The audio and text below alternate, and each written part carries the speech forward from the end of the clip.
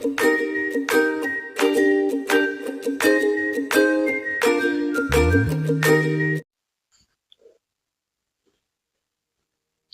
ಪ್ರೀತಿಯ ವಿದ್ಯಾರ್ಥಿಗಳಿಗೆ ಸ್ವಾಗತ.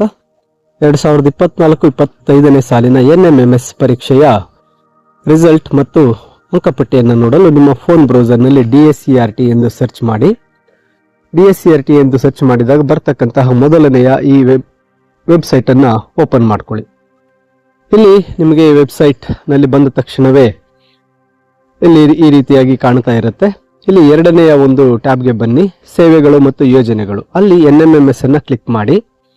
ನಂತರ ಇಲ್ಲಿ NMMS ಅಂಕಪಟ್ಟಿ ಫಲಿತಾಂಶ ಇದನ್ನು ಕ್ಲಿಕ್ ಮಾಡಿದಾಗ 2024-25ನೇ ಸಾಲಿನ NMMS ಪರೀಕ್ಷೆಯ ಜಿಲ್ಲಾವಾರು ತಾತ್ಕಾಲಿಕ ಅಂಕಪಟ್ಟಿ ಅಂತ ಕಾಣುತ್ತೆ. ಅಥವಾ ನಿಮಗೆ ಇದು ಗೊತ್ತಾಗಿಲ್ಲ ಅಂದ್ರೂ ಸಹ ನಾನು ಲಿಂಕ್ ಅನ್ನ ಈ ವಿಡಿಯೋದ ಕಮೆಂಟ್ ಬಾಕ್ಸ್ ಮತ್ತು ಡಿಸ್ಕ್ರಿಪ್ಷನ್ ಅಲ್ಲಿ ನೀಡಿರ್ತೇನೆ. ಆ ವಿಡಿಯೋ ಕೆಳಗಡೆ ಹೋಗಿ ಆ ಲಿಂಕ್ ಅನ್ನ ಕ್ಲಿಕ್ ಮಾಡ್ಕೊಳ್ಳಿ. ಈ ರೀತಿ ಬರುತ್ತೆ. ನಂತರ ಮೇಲೆ ಅಂಕಪಟ್ಟಿ ಫಲಿತಾಂಶ ಕ್ಲಿಕ್ ಮಾಡಿ. ಇಲ್ಲಿ ನಿಮ್ಮ ಜಿಲ್ಲೆ ಯಾವುದು, ಆ ಜಿಲ್ಲೆಯ ಹೆಸರನ್ನ ಕ್ಲಿಕ್ ಮಾಡಿದಾಗ ಅದರ PDF ನಿಮಗೆ ಸಿಗುತ್ತೆ. ಫಾರ್ ಎಕ್ಸಾಂಪಲ್ ನಾನು ವಿಜಯಪುರ ಈ ಜಿಲ್ಲೆಯನ್ನ ಕ್ಲಿಕ್ ಮಾಡ್ತೇನೆ.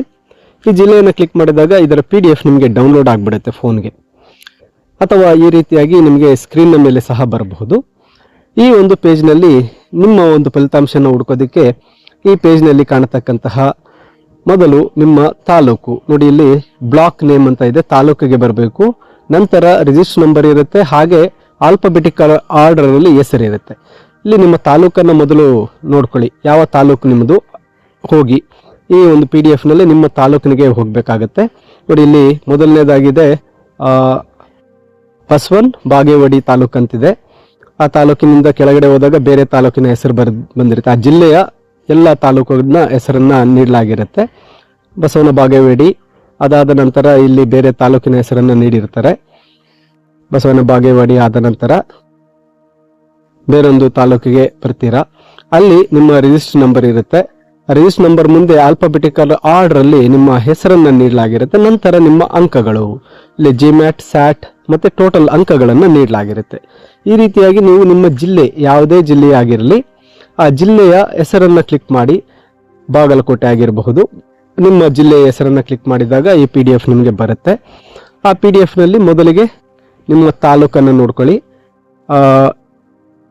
ತಾಲೂಕು ವೈಸ್ ಇಲ್ಲಿ ಕೊಟ್ಟಿರ್ತಾರೆ. ಇಲ್ಲಿ ಬಾದಾಮಿ ತಾಲೂಕಿದೆ. ಆ ಬಾದಾಮಿ ತಾಲೂಕಿನಲ್ಲಿ ಕ್ಯಾಂಡಿಡೇಟ್ ಹೆಸರು ಆಲ್ಫಾಬೆಟಿಕಲ್ ಆರ್ಡರ್ ಅಲ್ಲಿ ಇರುತ್ತೆ. ಅಲ್ಲಿ GMAT, SAT ಟೋಟಲ್ ಇರುತ್ತೆ.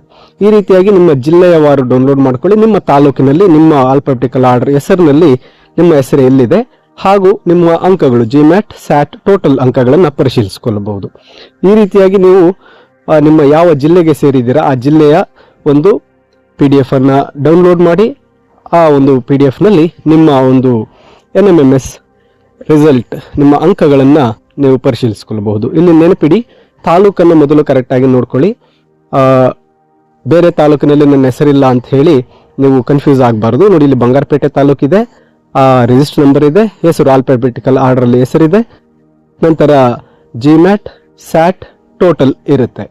ಆಯ್ತಾ. ನೀವು ಬೇರೊಂದು ತಾಲೂಕು ಬೇಕಂದಾಗ ನಿಮ್ಮ ತಾಲೂಕನ್ನ ಇಲ್ಲಿ ಕೆಳಗಡೆ ಹೋಗಿ ಆ ತಾಲೂಕು ಬೇರೆ ತಾಲೂಕು ಚೇಂಜ್ ಆಗಿರುತ್ತೆ. ನಿಮ್ಮ ತಾಲೂಕು ಯಾವುದಿದೆ ಆ ತಾಲೂಕು ಪೇಜ್ಗೆ ಹೋಗ್ಬೇಕಾಗುತ್ತೆ. ನೋಡಿ, ಇಲ್ಲಿ ಕೋಲಾರ ತಾಲೂಕು ಬಂದಿದೆ. ಕೋಲಾರ ತಾಲೂಕಲ್ಲಿ ರಿಜಿಸ್ಟರ್ ನಂಬರ್, ನಂತರ ಹೆಸರು, ನಂತರ GMAT, SAT ಟೋಟಲ್ ಈ ರೀತಿ ಇರುತ್ತೆ. ನಿಮ್ಮ ಜಿಲ್ಲೆಯ ಒಂದು ಈ ರಿಸಲ್ಟ್ ಶೀಟ್ ಅನ್ನ ಓಪನ್ ಮಾಡಿ ನಿಮ್ಮ ತಾಲೂಕಿನಲ್ಲಿ ನಿಮ್ಮ ಹೆಸರನ್ನ ಹುಡುಕಿ ಈ NMMS ಅಂಕಗಳನ್ನ ನೀವು ಪರಿಶೀಲಿಸಿಕೊಳ್ಳಬಹುದು. ಈ ಲಿಂಕ್ ಅನ್ನು ನಾನು ಡಿಸ್ಕ್ರಿಪ್ಷನ್ ಮತ್ತೆ ಕಮೆಂಟ್ ಬಾಕ್ಸ್ ಎರಡರಲ್ಲೂ ಸಹ ನೀಡಿರ್ತೇನೆ. ಅಥವಾ ನೀವು ಡೈರೆಕ್ಟ್ ಆಗಿ DSCRT ಸರ್ಚ್ ಮಾಡಿ ವೆಬ್ಸೈಟ್ ನಲ್ಲೂ ಸಹ ಹುಡುಕಬಹುದಾಗಿರುತ್ತೆ ವಿದ್ಯಾರ್ಥಿಗಳೇ.